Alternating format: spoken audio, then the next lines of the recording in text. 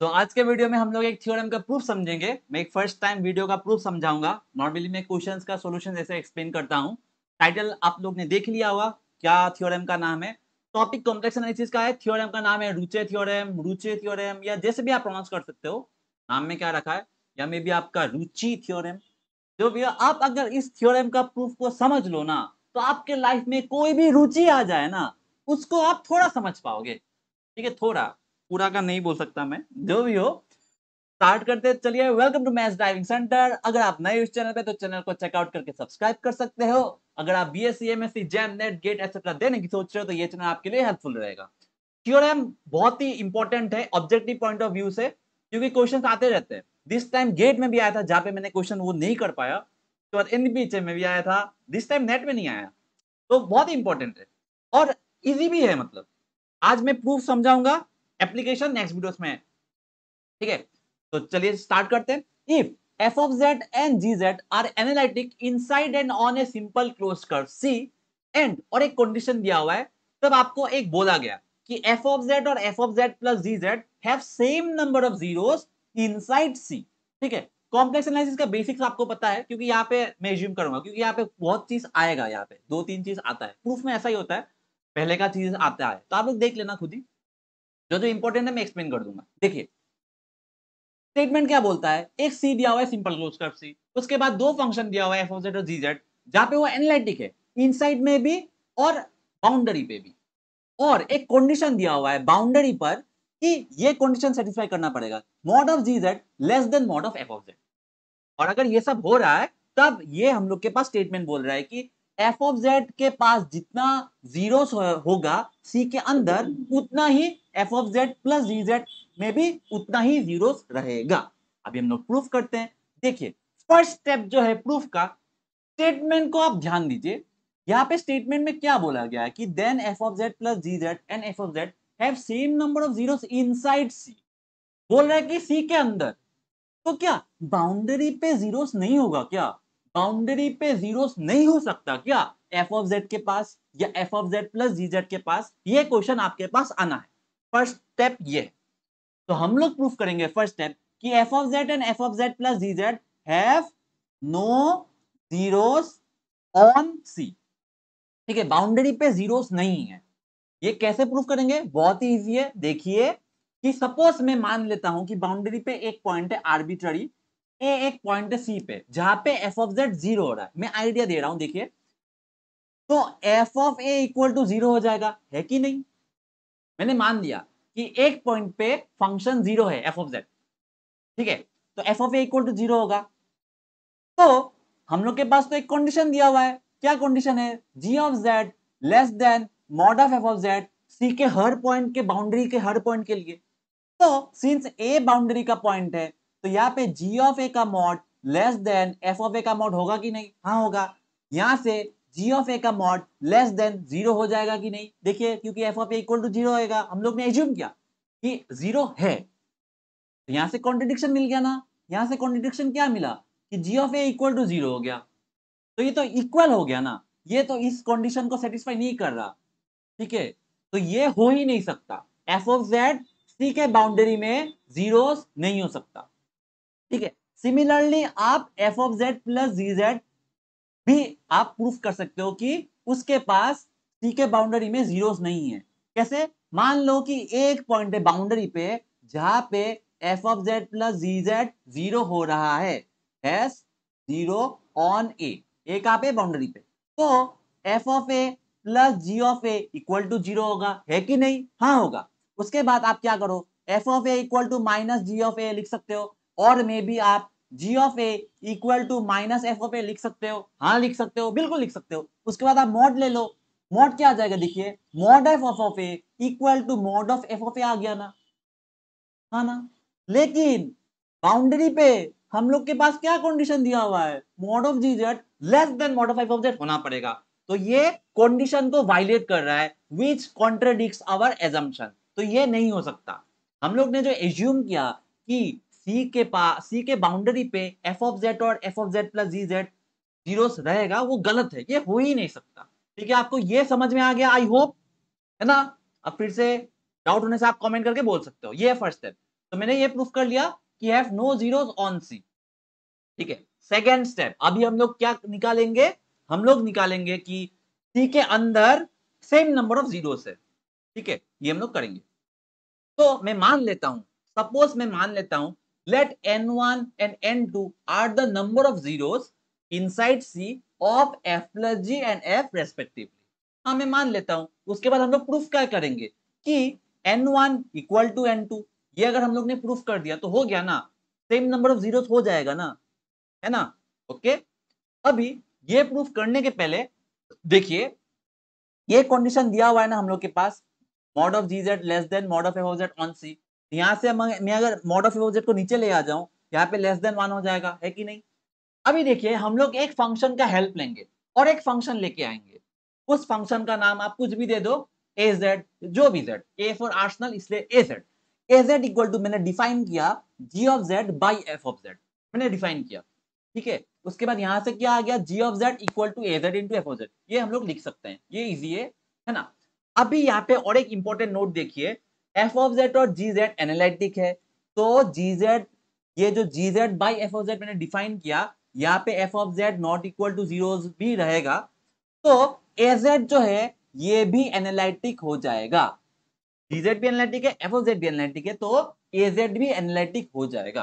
तो हम लोग ने जो नया फंक्शन डिफाइन किया वो भी एनालिटिक है। और क्या है, और एक हम लोग के पास ए जेड का जो मॉड है वो लेस देन 1 है। ये हम लोग ने दो चीज निकाल लिया। ठीक है, ये प्रूफ करने के लिए हम लोग ने ऐसे डिफाइन किया। अभी आप ऐसे मत बोलो कि ये क्यों लाया। ठीक है, मदद लेना पड़ेगा भाई, समझने के लिए मदद लेना पड़ेगा कुछ कुछ चीजों का। अभी हम लोग को क्या प्रूफ करना है, n1 इक्वल टू n2, है ना। ये हम लोग ने ऐसे डिनोट कर दिया n1 एंड n2 को। अभी और एक चीज को लाओ, जैसे हम लोग ने यहाँ पे फंक्शन डिफाइन किया, फंक्शन का हेल्प लिया, इसका यूज हम लोग आएगा बाद में। अभी और एक थ्योरम का यहाँ पे यूज होगा जिसका नाम है आर्गुमेंट बाबा, आर्गुमेंट थ्योरम, है ना। आर्गुमेंट थ्योरम क्या कहता है, देखिए, ये 1/2 pi integration of F of Z, मतलब F dash Z by F of Z जो होता है वो होता है n माइनस पी, जहां पे n जो होता है number of zeros of F of z, p जो होता है number of poles of F of z including multiplicity, कितना बार आ रहा है। ठीक है, ये मैंने यहाँ आर्गुमेंट थ्योरम का मैंने एक क्वेश्चन भी एक्सप्लेन किया हुआ है, तो अगर आप देखना चाहते हो आप देख सकते हो, लिंक आपको मिल जाएगा ऊपर को। तो यहाँ पे देखिए, अभी देखिए, हाँ, हम लोग के पास जो एफ ऑफ जेड है ना वो एनालिटिक है ना। देखिए, एफ ऑफ जेड एनालिटिक है इनसाइड एंड ऑन सी। अगर इनसाइड पे एनालिटिक है तो उसके पास पोल्स होगा क्या, क्या कोई भी पोल होगा एफ ऑफ जेड के पास, एफ ऑफ जेड के पास पोल होगा, नहीं होगा ना। तो नंबर ऑफ पोल्स क्या हो जाएगा, एफ ऑफ जेड का नंबर ऑफ पोल्स क्या हो जाएगा, 0 हो जाएगा, है ना। तो यहां से मैं क्या लिख सकता हूं, देखिए आर्गुमेंट थ्योरम से 1/2 pi i integration of F dash Z by F of Z equal to n minus 0 equal to n, लिख पाऊंगा ना, अगर पोल्स नहीं है ऐसा मैं लिख पाऊंगा ना। और अभी हम लोग n1 को हम लोग क्या पकड़े थे, नंबर ऑफ जीरोस पकड़े थे ना। देखिए, n1 क्या था, number of zeros of f plus g, n2 क्या था, number of zeros of f। तो यहाँ पे देखिए, हम लोग ने यहाँ पे क्या निकाला, n इक्वल टू ये निकाला ना, तो n2 इक्वल टू ये हो जाएगा ना, 1/2 pi integration of f dash by f dz। Argument theorem से मैंने निकाला, क्यों, क्योंकि p तो 0 हो जाएगा, एनालिटिक है तो पोल्स तो होगा ही नहीं। सिमिलरली f प्लस जी भी अगर एनालिटिक है, उसके पास पोल्स नहीं है, तो मैं n1 को ऐसे लिख पाऊंगा ना, तो 1/2 pi integration of f dash plus g dash divided by f plus g dz। यहां तक आपको क्लियर हुआ कि नहीं, आई होप आपका क्लियर हुआ। अगर डाउट हो आप कमेंट करके मुझे रीच आउट कर सकते हो, है ना। अभी हम लोग को क्या दिखाना है, n1 इक्वल टू n2 दिखाना है ना। तो पहले हम लोग ने स्टार्ट किया n1 माइनस n2 से, n1 माइनस n2 से हम लोग ने स्टार्ट किया। n1 माइनस n2 क्या होगा, अगर मैं दिखा दिया कि n1 minus n2 equal to 0 हो गया, तो यहां से मैंने प्रूफ हो गया, काम खत्म। तो अभी हम लोग n1 माइनस n2 निकालते हैं, चलिए निकालते हैं। n1 माइनस n2 देखिए 1/2 पाई, ये मैंने लिख दिया n1 को, और n2 को भी मैंने यहां लिख दिया। ठीक है, अभी हम लोग ने जो फंक्शन डिफाइन किया था, क्या डिफाइन किया था, देखिए, gz इक्वल टू ऐसा करके gz equal to az into f of z define कर दिया, तो g इक्वल टू af हो जाएगा। अब इसका डेरिवेटिव करिए, क्योंकि देखिए हम लोग को जी डैश चाहिए ना, तो डेरिवेटिव कर लेते हैं। तो डेरिवेटिव क्या हो जाएगा, वही यू बी से जी डैश इक्वल टू ये हो जाएगा F dash A plus F A dash, है ना। उसके बाद यहाँ पे हम लोग पुट कर देंगे n one minus n two में क्या हो जाएगा, देखिए ये सेम लिखा और जी डैश में इसको पुट कर दिया, जी डैश में इसको पुट कर दिया और जी में इसको पुट कर दिया, बाकी सब सेम है यहाँ तक। ठीक है, यहाँ तक आपको समझ में आया आई होप। अभी क्या करिए, देखिए यहाँ पे भी एफ डैश है, यहाँ पे भी एफ डैश है, तो आप कॉमन ले लो। तो कॉमन लेने पर यहाँ पे क्या आ जाएगा, देखिए कॉमन लेने पर यहाँ पे माइनस नहीं, यहाँ पे प्लस आएगा, यहाँ पे गलत लिख दिया मैंने, क्योंकि देखिए F dash plus g dash है ना, तो एफ डैश प्लस ये जी डैश का वैल्यू मैंने यहाँ पे पुट कर दिया। अभी एफ डैश कॉमन लेने पर यहाँ पे 1 प्लस ए आ जाएगा ना, हाँ आ जाएगा, और इसको मैंने सेम रख दिया, और नीचे भी एफ कॉमन लेने पर यहाँ पे 1 प्लस ए आ जाएगा, ठीक है, और इसको मैंने सेम ही रखा। अभी अभी देखिए इसको मैं वो डिवाइड कर दो आप, मतलब ब्रेक कर दो, तो ब्रेक करने पर 1 प्लस ए और 1 प्लस ए कैंसल हो जाएगा, और यहाँ पे F dash by F DZ हो जाएगा, और उस तरफ एफ और एफ कैंसल हो जाएगा, एफ और एफ कैंसल होने पर यहाँ पे आ जाएगा आपके पास A dash by 1 plus A dz. ठीक है, यहाँ तक भी आपके पास क्लियर हो गया, और ये इक्वल सेम रख दिया, इसको कुछ कर नहीं किया। अभी देखिए ये और ये सेम है, कैंसल हो जाएगा, देखिए ये और ये, तो आप कैंसल कर दो इसको, और बचेगा क्या हम लोग के पास 1 by 2 pi i integration of a dash by 1 plus A dz. ठीक है, अभी यहां तक आप पहुंच गए। अभी आप देखिए यहां से आप डायरेक्टली बोल सकते हो कि इसका वैल्यू 0 है बाई कोची थ्योरम, ये एक, ठीक है, और हम लोग दूसरे तरीके से भी कर सकते हैं। क्यों मैं यहां से डायरेक्ट 0 बोल पाऊंगा, ठीक है ना, ए हम लोग के पास एनालिटिक था, तो ए डैश भी एनालिटिक हो जाएगा। ठीक है, तो ऐसा करके ये जो टोटल फंक्शन है ये एनालिटिक हो जाएगा, और ये सिंपल क्लोज कर्व है, ठीक है, क्लोज कर्व है, तो कोची थ्योरम से 0 हो जाएगा। तो यहां से भी आप डायरेक्टली बोल सकते हो, लेकिन और एक वे है, देखिए यहाँ पे मैंने क्या किया, ए डैश को ऐसा ही रखा, और इसको 1 plus a whole to the power minus 1 कर दिया, ऊपर लेके आ गया। अभी हम लोग के पास हम लोग ने क्या निकाला, देखिए mod of a dash z equal to less than 1 था ना, मतलब mod of a less than 1 था ना, तो इसका हम लोग यूज करेंगे।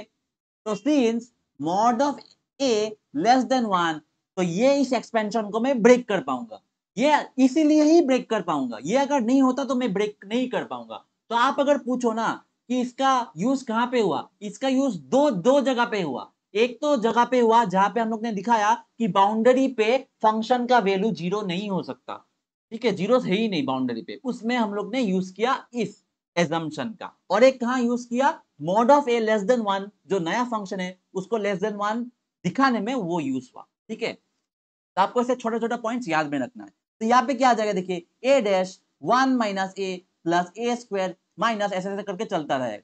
ठीक है, अभी इसको आप ब्रेक कर दो, यहाँ पे क्या आ जाएगा, देखिए फर्स्ट में ए डैश डीजेड आ जाएगा, फिर इसके पास आपके पास ए डैश इंटू ए आ जाएगा, है ना, डीजेड, उसके पास ये चलता रहेगा। अभी हम लोग के पास देखिए एक एनालिटिक है, तो ए डैश भी एनालिटिक है। उसके बाद यहाँ से आप सिमिलरली कॉची थ्योरम से आप बोल पाओगे एनालिटिक है, सिंपल क्लोज कर्व है, तो सब 0 हो जाएगा, इंडिविजुअल सब जितना भी इंटीग्रेशन है ना सब 0 हो जाएगा। और आप अगर माइनस करो प्लस करो तो 0 ही आंसर आ जाएगा। तो हम लोग के पास प्रूफ हो गया, क्या प्रूफ हो गया, कि हम लोग ने निकाला कि n1 minus n2 equal to 0 हो गया, मतलब n1 इक्वल टू n2 हो गया। हम लोग ने क्या दिखा दिया कि f के पास जितना नंबर ऑफ जीरो से c के अंदर उतना ही f प्लस g के पास है। ठीक है, आई होप आपको प्रूफ समझ में आया। मैंने एकदम कोशिश किया आपकी आपको को समझ में आया एकदम सिंपल तरीके से। अगर आपको कुछ भी डाउट हो ना, आप कमेंट करके बोल सकते हो, या जैसे भी आप रीच आउट कर सकते हो। और एक चीज है कि आप रूचे थ्योरम से ना आप फंडामेंटल थ्योरम ऑफ अलजेब्रा को प्रूव कर सकते हो, बहुत ही इजी है। फंडामेंटल थ्योरम ऑफ अलजेब्रा क्या बोलता है कि आपके पास अगर कोई भी पोलिनोमियल है, ठीक है, डिग्री n का, तो उसके पास एग्जैक्टली n जीरोस रहेगा। ठीक है, इसको भी आप रूचे थ्योरम से प्रूव कर सकते हो। और नहीं नहीं रूचे नहीं, रुचि थ्योरम। ठीक है, तो आई होप रुचि को आपको समझ में आया अच्छे तरीके से। आई होप आपको लाइफ में भी मदद आए रुचि को समझने में। जो भी हो, ये था प्रूफ। तो हम लोग ने थियोरेटिकली प्रूफ को समझा कि रुचि को कैसे प्रूफ करते हैं, स्टेटमेंट को, प्रूफ को। अभी और भी अच्छा तरीके से समझने के लिए उसको अप्लाई करना पड़ेगा क्वेश्चन में। तो हम लोग एप्लीकेशंस हम लोग नेक्स्ट वीडियो में देखेंगे, 2-3 क्वेश्चंस कराएंगे, उसमें आपको अच्छे तरीके से समझ में आ जाएगा। एप्लीकेशन तो बहुत ही इंपॉर्टेंट है, ठीक है, तभी आपको रुचि को समझ में आएगा। ठीक है, जो भी हो, अगर आपको अच्छे समझ में आया आज का वीडियो तो एक लाइक कर दीजिएगा, एक कमेंट भी कर दीजिएगा और आपके मैथ्स फ्रेंड्स के साथ शेयर कर दीजिएगा। यही था आज के वीडियो में। Thank you so much for watching, thank you for your time. Sorry अगर कुछ भी गलती हुआ तो, और आप अगर आपके पास डाउट है तो आप प्लीज रीच आउट कर दीजिएगा। मेरा फर्स्ट टाइम था प्रूफ को समझाने में, मैंने आई होप अच्छे तरीके से समझाया।